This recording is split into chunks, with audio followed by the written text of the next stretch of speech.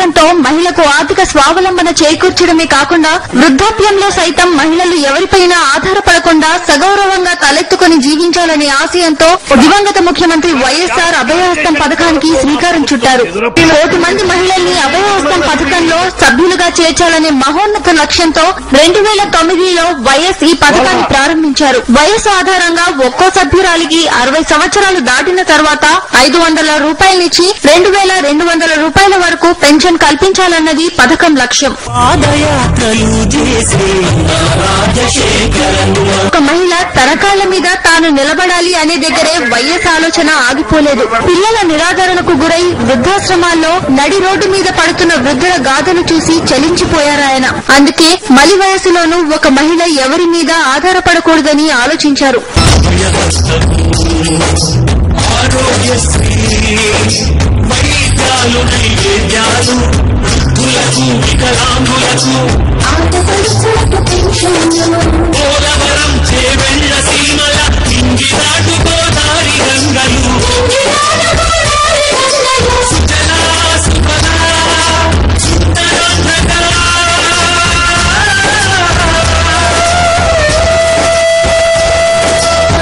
చాలని పింఛను అది కూడా ఎప్పుడు వస్తుందో రాదో తెలియని అయోమయంలో ఉన్న వృద్ధులకు వైఎస్ తీసుకున్న నిర్ణయం చిరునవ్వులు పంచింది. తాను అధికారంలోకి వచ్చేసరికి 18 లక్షలు మాత్రమే ఉన్న పింఛన్ల సంఖ్యను ఒక్కసారిగా 71 లక్షల మందికి పెంచారు వైఎస్. అంతేకాదు కేవలం 75 రూపాయలు ఉన్న పింఛన్ను ఒకేసారి 200 రూపాయలకు పెంచారాయన.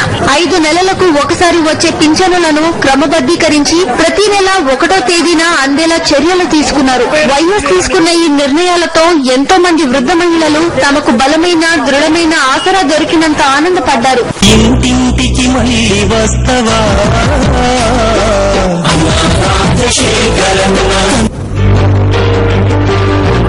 చట్టసభల్లో మహిళల ప్రాతినిధ్యం పెంచడంలో వైఎస్ విశేషంగా కృషి చేశారు. మాటల్లో చెప్పడం కాదు, చేసి చూపించి దేశంలో ఇతర రాష్ట్రాలకు ఆదర్శంగా నిలిచారు. స్థానిక సంస్థల ఎన్నికల్లో మహిళలకు 50% రిజర్వేషన్లు ప్రకటించిన వైఎస్ రాష్ట్ర చరిత్రలో ఎన్నడూ లేని విధంగా కేబినెట్ లో 6 మహిళలకు చోటు కల్పించారు.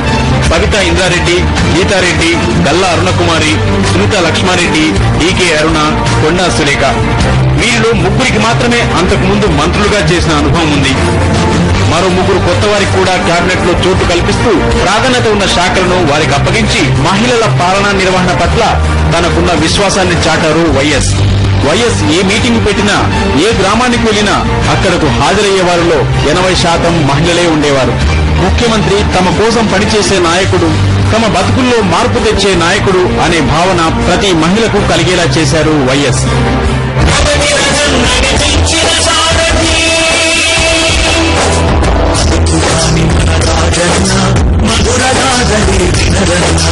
సామాన్యులు, నిరుపేదలు, మహిళలు, ముఖ్యంగా గ్రామీణ గిరిజన మహిళల సంక్షేమం, అభ్యున్నతి కోసం రాష్ట్ర ప్రభుత్వం ఎంతో కృషి చేసిందని కేంద్ర ప్రభుత్వమే అభినందించిన సందర్భాలు అనేకం. ఇందిరా క్రాంతి పథకం అమలులో దేశంలోనే రాష్ట్రం అగ్రగామిగా ఉందని, దీన్ని ఇతర ప్రాంతాల వారు ఆదర్శంగా తీసుకుంటున్నారని గతంలో కేంద్ర మంత్రి జయరాం రమేష్ వెల్లడించారు.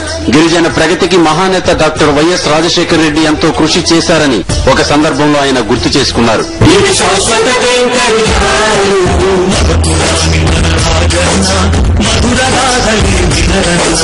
అన్ని విధాలుగా మహిళా సాధికారత కోసం కృషి చేశారు కాబట్టి ఇప్పటికీ వైఎస్ పేరు చెబితే రాష్ట్రంలో ఏ పల్లెకు వెళ్లినా మహిళలు చేతులు జోడిస్తారు. నాన్న ఆశయాల వారసుడిగా ప్రజల్లోకి జగన్ వెళ్లినప్పుడు అన్న వదిలిన బాణంగా షర్మిల సాగిస్తున్న మరో ప్రజా ప్రస్థానంలోనూ అనూహ్య మహిళాధరణే అందుకు సాక్ష్యం.